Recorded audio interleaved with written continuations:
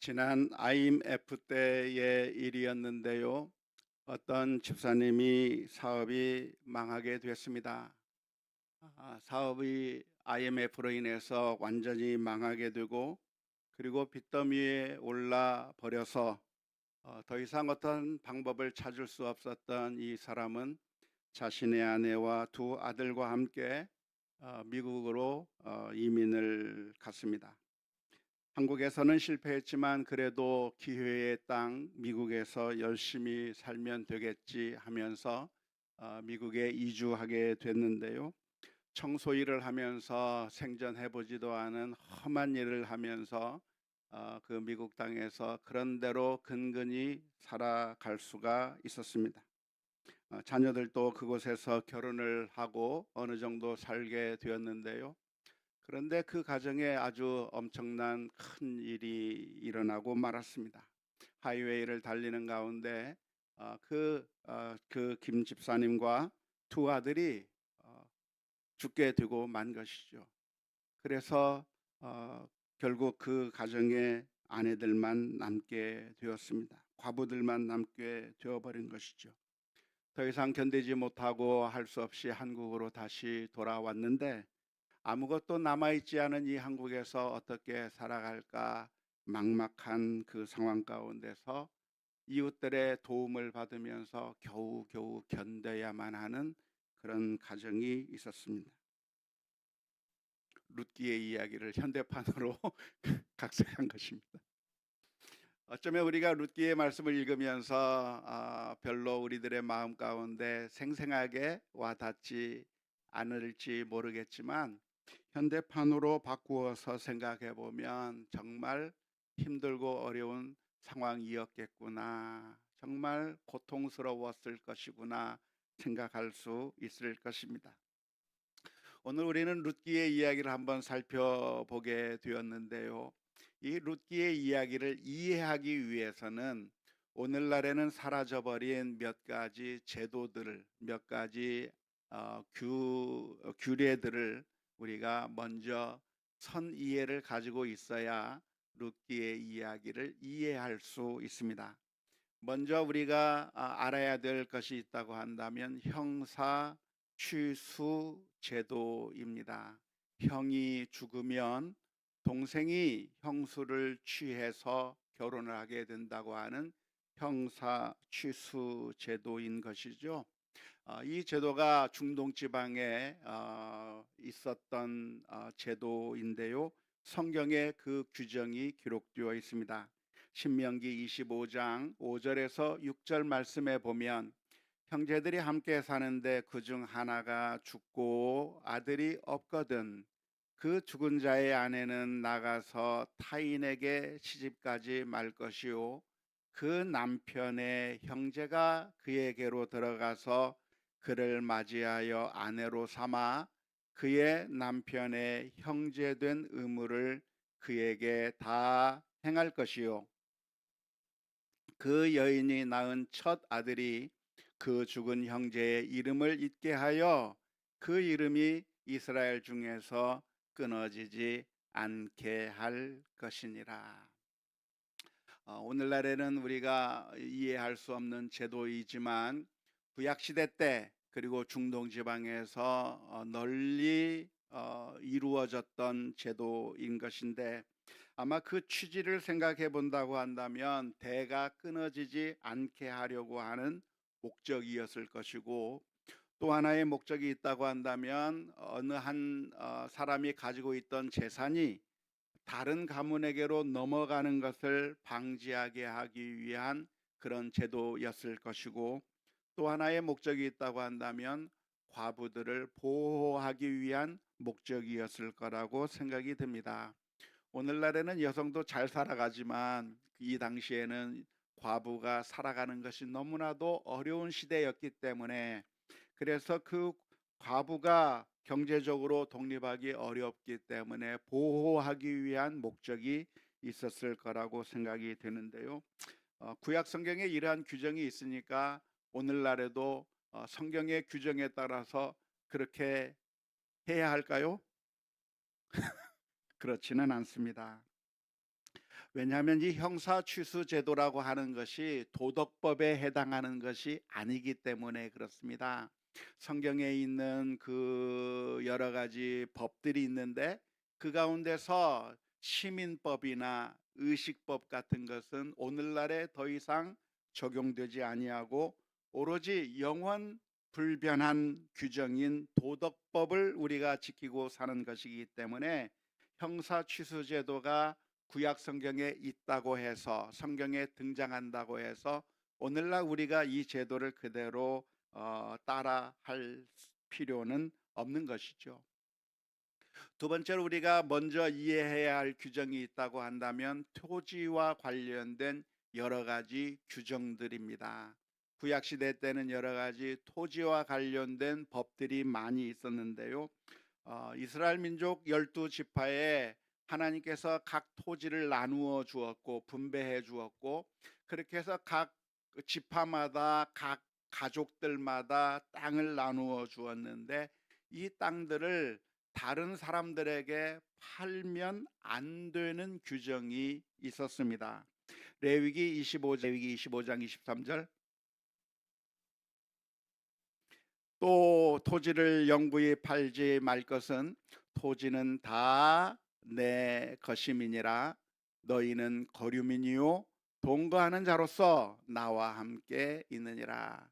그러니까 토지를 주어서 그 토지를 경작해서 먹고 살라고 명령하시면서 그 토지를 영원히 팔지 말라, 다른 사람들에게 팔면 안 된다고 하는 그런 규정이 기록되어 있는 것이죠. 그래서 땅을 가지고 물려받은 기업, 물려받은 유산이 있다고 한다면 그 유산이 된 땅을 타인에게, 다른 가문에게 팔아버리면 안 된다는 규정이 있었습니다. 하지만 땅이 안 팔리는 것이 아니라 힘들면 팔 수밖에 없잖아요. 빚을 지게 되면 땅을 빼앗길 수밖에 없잖아요. 그렇게 해서 땅을 빼앗기게 되고 땅이 다른 사람에게 넘어가게 되면 어떻게 할 것인가? 레위기 25장 25절의 말씀에 보면 이런 말씀이 있습니다.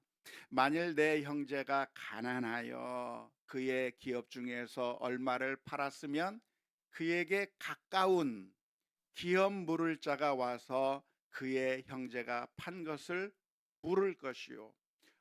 물리라는 겁니다. 땅을 빼앗겨 버렸지만, 땅을 팔아 버렸지만 그 땅 판 것을 물릴 사람이 와서 형제가, 가장 가까운 형제가 와서 그 땅을 다시 물러달라고 해서 땅을 사서 원래 주인에게로 돌려주어야 한다고 하는 그런 규정이 성경 말씀 가운데 있는 것이죠. 그래서 땅을 팔면 안 됐고 할 수 없이 팔았다 하고 하더라도 친척들이 와서 그 땅을 다시 찾아줘야 되는 규정이 있는 것이죠. 하지만 형제들 가운데서, 친척 가운데서 그렇게 땅을 찾아주지 않으면 어떻게 됩니까? 그러면 영원히 땅을 빼앗기게 되는 건가요? 그렇지 않습니다. 희년이라고 하는 제도가 있어서 매 50년마다 땅을 원주인에게로 돌려주는 법이 있었습니다. 레위기 25장 28절의 말씀이죠. 그러나 자기가 물을 힘이 없으면, 물릴이라고 번역하는 게 낫습니다. 물릴 힘이 없으면 그 판 것이 희년에 이르기까지 산자의 손에 있다가 희년에 이르러 돌아올지니 그것이 곧 그의 기업으로 돌아갈 것이니라. 그러니까 이 땅을 팔지 말아야 되는데, 팔렸다고 할지라도, 땅이 넘어갔다고 할지라도 다시 찾아줘야 되고, 친척이 못 찾아준다고 할지라도 희년이 되면 다시 원주인에게로 돌아가는 법이 그게 구약 시대에 있었던 법이라고 할 수 있습니다. 역시 이 희년의 법, 이런 땅과 관련된 법을 오늘날에도 그대로 적용하면서 살아야 하는 것일까요? 그렇지 않습니다. 오늘날 일부 크리스찬들 중에서는 성경의 희년 제도를 이 시대에도 그대로 적용해야 한다고 주장하는 크리스찬들이 있습니다.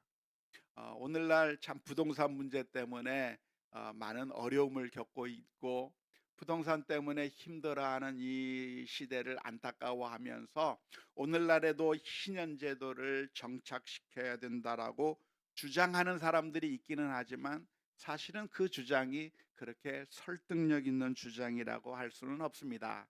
왜냐하면 이 제도 역시 영원한 도덕법에 해당하는 것이 아니라 시민법적인 규정에 해당되는 것이기 때문에 그 당시의 문화였을 뿐이고 그 당시 신정국가였을 때에 이루어졌을 것이지 오늘날에도 우리가 반드시 따라야 하는 도덕법이 아니기 때문에 이 법을 오늘날에도 그대로 적용시켜야 한다고 하는 것은 다소 무리가 있는 주장이라고 할 수가 있겠습니다. 물론 그 의미, 그 정신은 우리가 배워야 할 필요가 있습니다. 그 정신이 무엇이죠? 혼자만 잘 살면 안 되고 우리가 공동체로서 함께 잘 살아야 한다고 하는 것이 성경적인 가르침이기 때문에 그 가르침을 우리가 배우고 그 가르침대로 살려고 하는 노력을 하는 것은 아주 중요하다 하겠습니다. 오늘날 세계가 나만 잘 살자고 하는 그런 아젠다로 새로 세계가 싸우고 있는데요. 서로 나만 잘 살자고 하면 다 같이 죽게 되어 있는 겁니다. 그러다 다 죽어 하는 세상이 되게 되는 것이죠.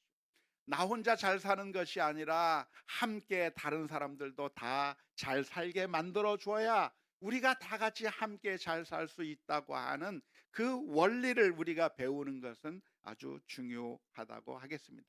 아무튼 이러한 제도들을 우리가 머리에 염두에 둔 채로 룻기의 말씀을 읽어야 룻기의 말씀이 이해가 될 수 있을 것입니다. 모압 땅으로 갔던 나오미와 그리고 그 시어머니인 나오미를 따라서 룻이 다시 유대 땅으로 돌아오게 되었는데요. 이 시어머니 나오미와 며느리 룻이 유대 땅에 돌아와서 잘 살 수 있을까요? 살 수 있겠습니까? 아무것도 없이 다 빼앗겨 버린 채 빈털터리로 돌아온 이 시어머니 나오미와 며느리 룻에게 어떤 소망이 있겠습니까? 유대 땅으로 돌아왔지만 아마 힘들고 어려웠을 것 같아요.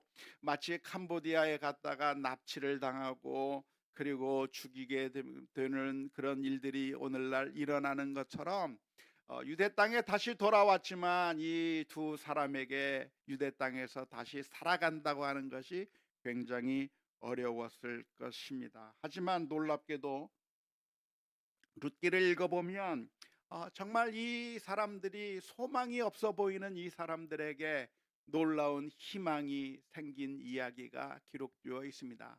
먼저는 이 룻이 동네를 다니면서 이삭을 주워다가 먹었는데요. 하나님의 법이 무엇이냐면 남의 밭에 가서 이삭을 주워 먹을 수 있도록 허용해 준 것이 하나님의 법입니다. 레위기 19장 9절에서부터 10절 말씀에 하나님의 말씀이 이렇게 기록되어 있습니다. 너희가 너희의 땅에서 곡식을 거둘 때에 반 모퉁이까지 다 거두지 말고 모퉁이까지 거두지 말고 그냥 중간만 거두라는 겁니다. 내 떨어진 이삭도 다시 줍지 말며 이삭을 거두다가 떨어진 게 있으면 그것까지 다 탈탈 그렇게 줍지 말며 어떻게 하라고요? 10절 말씀 내 포도원의 열매를 다 따지 말며 내 포도원에 떨어진 열매도 줍지 말고 가난한 사람과 거류민을 위하여 버려두라. 나는 너희의 하나님 여호와이니라.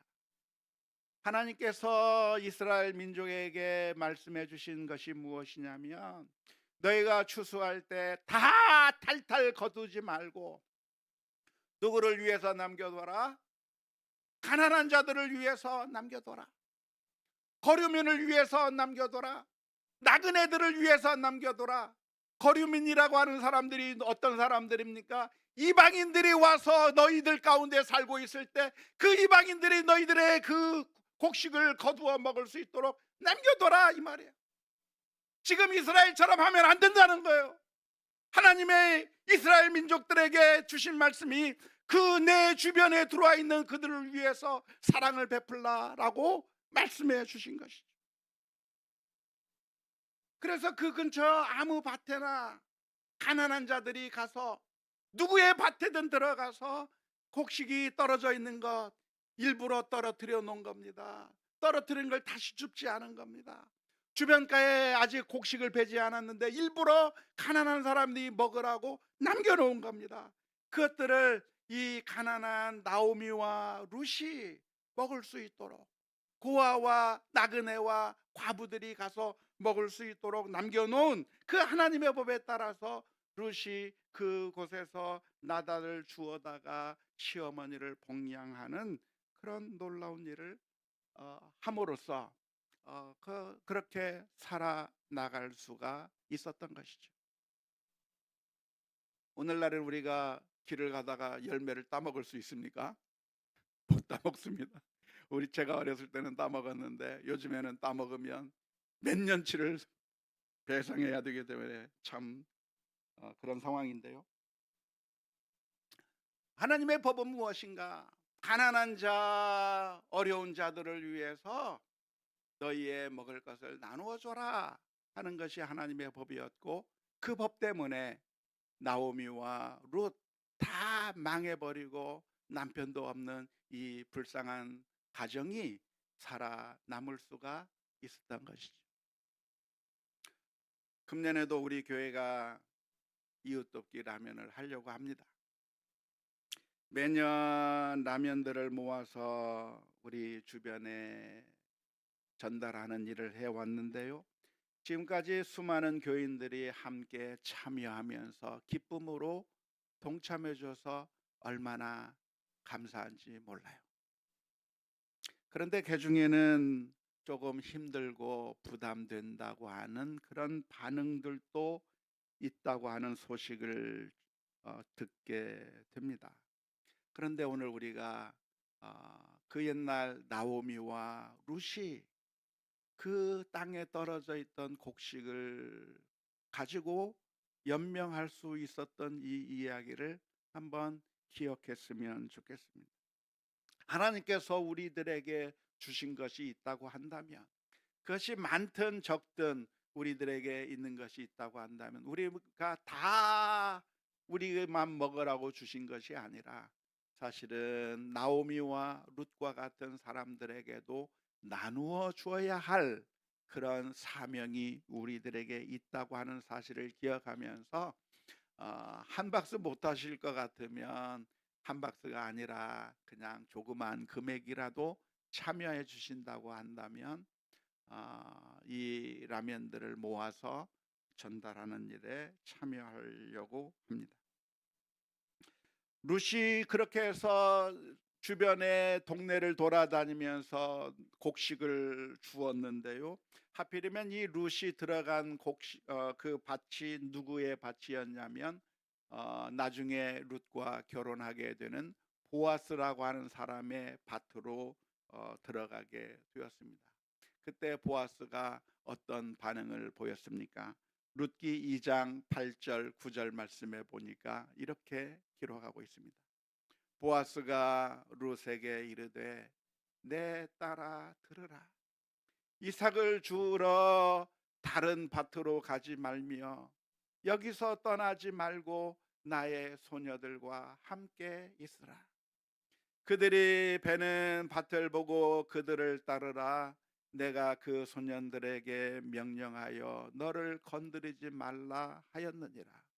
목이 마르거든 그릇에 가서 소년들이 길어온 것을 마실지니라 하는지라.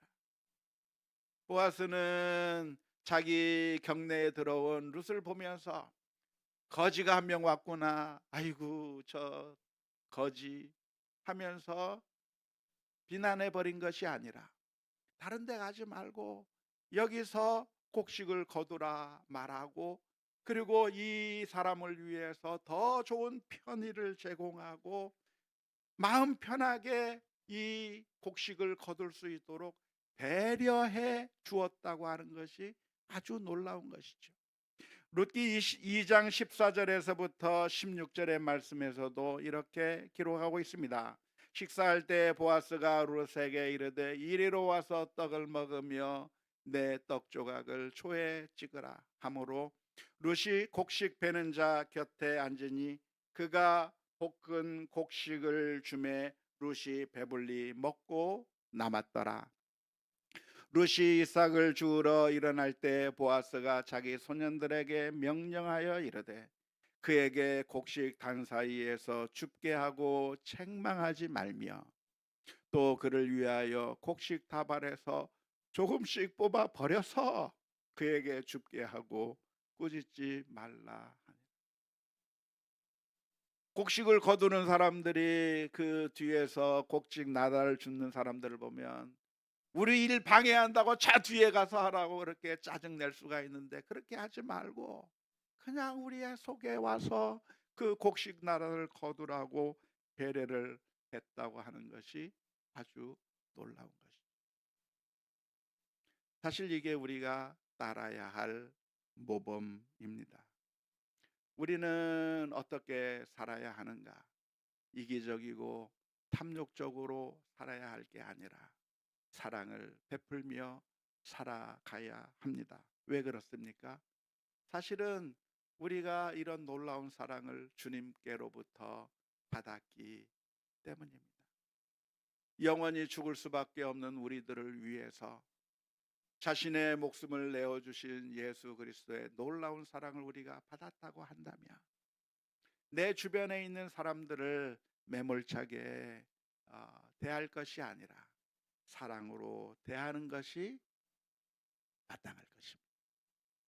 요한일서 4장 10절 11절 말씀에 사랑은 여기 있으니 우리가 사랑한 것이 아니요 하나님이 우리를 사랑하사 우리 죄를 속하기 위하여 화목제물로 그 아들을 보내셨음이라.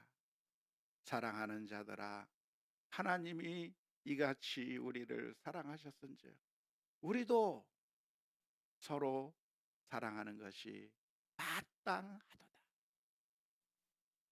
미워하는 게 마땅한 게 아니에요. 외면한 게 마땅한 게 아니에요. 무엇이 마땅한 것입니까? 사랑하는 게, 사랑을 베푸는 것이 마땅한 것이죠. 보아스는 왜 이렇게 룻에게 호의를 베풀고 있는 것일까요? 호의를 베풀면서 그에게 사랑하는 마음이 생겼기 때문인 것이고, 결국 그래서 이 보아스는 룻과 결혼하려고 하는 마음을 먹게 되었습니다. 하지만 이 보아스가 룻과 결혼하는 것에 장애물이 하나 있었습니다. 왜냐하면 조금 전에 말씀드린 것처럼 형사 취수 제도가 있었다고 했잖아요. 그래서 어떤 과부가 생기면 그 과부의 가장 가까운 친척이 결혼해 줘야 되는 겁니다. 지금 나오미의 아들이 더 이상 없었기 때문에 나오미와 가장 가까운 친척이 룻과 결혼할 수 있는 것이죠. 그런데 보아스도 나오미의 친척이기 때문에 보아스도 룻과 결혼할 수 있지만 서열상 보아스보다 먼저 더 가까운 친척이 한 명이 더 있는데요. 그 보아스보다 더 가까운 친척 이름이 누구죠? 모릅니다. 왜냐하면 성경에는 그 사람의 이름은 기록되어 있지 않습니다. 근데 보아스는 자기가 룻과 결혼하고 싶었지만 룻과 결혼을 할 권리가 있는 더 가까운 친척이 내가 하겠다고 한다면 보아스는 결혼을 할 수가 없는 것입니다. 그래서 보아스가 나는 당신과 결혼하고 싶지만 나보다 먼저 우선권이 있는 친척이 있으니 그 사람이 결혼하면 나는 할 수 없네요 하면서 물러선 것이 아니라 보아스가 아이디어를 냈습니다. 어떤 아이디어를 냈습니까? 나오미의 남편 엘리멜렉의 땅을 다시 사주는 일을 꺼낸 것이죠.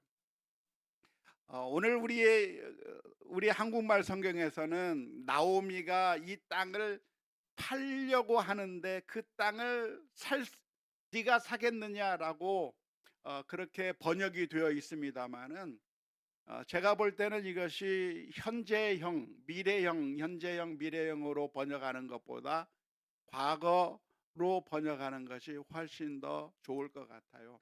이미 나오미가 땅을 팔고, 엘리멜렉이 땅을 팔고, 그래서 이 땅이 다른 사람에게 넘어가 버렸는데 그 땅을 다시 사서 나오미에게 돌려줘야 될 그 일을 이야기하고 있는 것이죠. 히브리어는 어, 현재, 미래, 과거, 시제가 없는 언어입니다.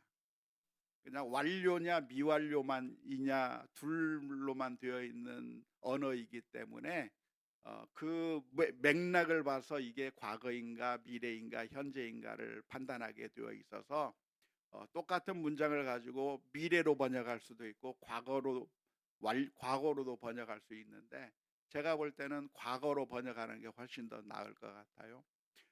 나오미의 가정이 유대 땅을 떠나서 저 모압 땅으로 갈 때 이미 자신들의 땅을 다 빼앗겨 버리고 다 다른 사람에게 다 넘겨간 그 상태에서 빼앗겨 버린 그 땅을 다시 가까운 친척이 사줘야 되는 그런 상황을 보아스가 생각해낸 것입니다. 그래서 자기보다 더 가까운 그 이름 없는 친척을 향해서 수많은 증인들을 불러놓고 이야기를 했습니다. 자, 네가 나오미의 가정 가운데 가장 가까운 친척인데, 네가 가장 가까운 친척이라고 한다면 나오미가 잃어버렸던 그 땅을 네가 사줘야 되지 않겠는가? 네가 사서 그래서 나오미에게 돌려줘야 되지 않겠는가라고 질문을 던진 것이죠. 그랬더니 이 사람이 뒤로 빼기 시작하는 겁니다. 내가 가까운 친척이긴 하지만 나는 재산상 손해를 볼 수 있기 때문에 이 땅을 사서 찾아주는 일을 내가 못하겠다 라고 뒤로 뺐기 때문에, 뒤로 빼면서 수많은 증인들 앞에서 이야기하는 겁니다. 나는 제일 가까운 친척의 권리를 포기하겠다. 그래서 보아스가 그러면 내가 그 책임을 떠안겠다 하면서 그 사람은 제거시켜 버리고 땅을 다시 되찾아주는 그 일과, 그러기 때문에 내가 그 사람이 물러나 버리고 내가 가까운 친척이 되었으므로 이제 룻과 결혼할 수 있게 되어서 결국 룻과 보아스가 결혼했다고 하는 이야기가 오늘 룻 전체에 나오는 이야기라고 할 수가 있었습니다. 오늘 우리가 읽은 본문은 그래서 보아스와 룻이 결혼하는 장면이고, 결혼해서 아기를 낳았다고 하는 그 장면인데요. 룻기 4장 11절 12절 말씀에 보면 많은 사람들이 결혼에 대해서 축복하는 이야기가 기록되어 있습니다. 성문에 있는 모든 백성과 장로들이 이르되 우리가 증인이 되나니 여호와께서 내 집으로 들어가는 여인으로 이스라엘의 집을 세운 라헬과 레아 두 사람과 같게 하시고 내가 에브라스에서 유력하고 베들레헴에서 유명하시기를 원하며 여호와께서 이 젊은 여자로 말미암아 내게 상속자를 주사 내 집이 다말이 유다에게 낳아준 베레스의 집과 같게 하시기를 원하노라 하니라. 보아스와 룻이 결혼하는 것을 보면서 많은 사람들이 축복해 준 이야기인 것이고요. 그래서 룻과 보아스가 결혼해서 아기가 생겼어요. 아기를 낳게 되자 또 사람들이 축복해 줍니다. 룻기 4장 14절 15절 말씀에 이렇게 기록됩니다. 여인들이 나오미에게 이르되 찬송할지로다. 여호와께서 오늘 내게 기업 물을 자가 없게 하지 아니하셨도다. 이 아이의 이름이 이스라엘 중에 유명하게 되기를 원하노라. 이는 내 생명의 회복자이며 내 노년의 봉양자라. 곧 너를 사랑하며 일곱 아들보다 귀한 내 며느리가 낳은 자로다 하니라. 결국 그래서 어떻게 됐나요? 보아스와 룻이 낳은 아들이 오벳이고, 오벳이 낳은 아들이 이세고, 이세가 누구를 낳았죠? 다윗을 한때 이제는 소망이 없고 이제는 끝났구나. 우리의 삶에 아무런 소망이 없다고 생각되었던 나오미와 룻이 인생의 역전을 이루며 다윗의 조상이 되고 더 나아가 그리스도의 조상이 되는 놀라운 일이 일어나게 된 것이죠. 그런데 그 룻이 어떤 사람입니까? 룻이 유대인이 아니라 모압 여인이에요. 모압 여인. 모압 여인에 관한 성경의 말씀이 신명기에 기록되어 있는데 신명기 23장 3절에 뭐라고 기록이 되어 있습니까? 암몬 사람과 모압 사람은 여호와의 총회에 들어오지 못하리니 그에게 속한 자는 10대뿐 아니라 영원히 여호와의 총회에 들어오지 못하리라. 아주 놀라운 말씀입니다. 모압 사람은 영원히, 암몬 사람과 모압 사람은 영원히 하나님의 총회에 절대로 들어올 수 없다고 했으니까 들어올 수 있는 가능성이 0.00001%라도 있는 겁니까? 없는 겁니까? 없어요. 없는데 놀라운 기적이 일어난 거예요. 룻이라고 하는 모압 여인, 절대로 하나님의 백성이 될 수 없다던 그 모압 사람이 보아스와 결혼하게 되어 유대 민족으로 편입이 되고 결국은 다윗의 조상으로 그리고 그리스도의 조상이 되는 놀라운 은총의 이야기가 룻기의 말씀인 것이죠. 오늘 이 이야기를 읽으면서 우리가 소망을 발견할 수 있으면 좋겠습니다. 어쩌면 우리들의 모습이 룻과 같을지도 모릅니다. 보아스와 같을지도, 나오미와 같을지도 모릅니다. 어쩌면 재정적으로 파탄이 났을 수도 있겠고, 어쩌면 자식 농사 다 망쳐버릴 수도 있었겠고, 어쩌면 우리의 가정이 너무나도 힘들어서 어디 내놓을 수 없는 상황 가운데 있을 수도 있겠고, 어쩌면 건강 문제 때문에 내겐 더 이상 아무런 소망이 없다고 생각될 수도 있을 것입니다. 그런데 우리의 인생 가운데 과연 소망이 있는가? 소망이 있는 이유는 무엇입니까? 그 옛날 보아스가 룻에게 은혜를 베풀었던 것처럼 우리 주님께서 우리들에게 은혜를 베풀어 주셨기 때문입니다. 그리고 우리의 연약함을 지고 우리의 부족함을 지고 십자가를 지셨기 때문인 것이죠. 저는 이 이야기를 읽으면서 예전에 미국에 있었던 일이 기억이 납니다. 미국에 유학온 어떤 목사님이 계셨어요. 그런데 그 미국의 유학온 목사님이 거할 집을 장만해야 되는데, 월세방을 구해야 되는데, 월세 주택을 계약하려고 한다면 무엇이 있으면 되죠? 돈이 있으면 되죠. 근데 미국은 돈이 있어도 월세방을 구할 수가 없습니다. 무엇이 있어야 되는가? 신용 점수가 있어야 됩니다. 이 사람이 신용이 있는 사람인가, 신용이 없는 사람인가를 보고, 신용 점수를 보고, 이 사람의 신용 점수가 좋으면 월세방을 주지만 신용 점수가 좋지 못하면 아무리 돈을 갖고 와도 월세방을 안 줍니다. 그런데 한국에서 갓 유학 온 목사님이 무슨 신용 점수가 있겠어요? 아무런 점수가 없는 것이죠. 그러니까 부동산 중개업자가 하는 얘기가 보증인을 데리고 와야 됩니다. 보증인이 함께 연대 보증을 서줘야, 신용 점수가 좋은 사람이 연대 보증을 서줘야 그래야 집을 구할 수가 있습니다. 그러는 거예요. 그래서 제가 우리 교회 교인 중에서 돈이 제일 많은 어떤 장로님, 권사님 부부에게 의사를 한번 물어봤어요. 우리 목사님이 방을 구해야 되는데 아, 신용 점수가 없어서 그런데 혹시 연대 보증을 서줄 수가 있겠습니까? 그랬더니 그분들이 하는 얘기가 목사님 잠깐만 기다려 보세요. 내일 대답 드릴게요. 하루가 지났는데 응답이 왔습니다. 목사님, 변호사가 그러는데 연대 보증 서주지 말래요. 그건 나쁜 일이 아닙니다. 뭐 지혜로운 일일 수 있겠고 그렇습니다. 손해 보는 일을 안 하는 것이 어쩌면 지혜일 수 있는 것이죠.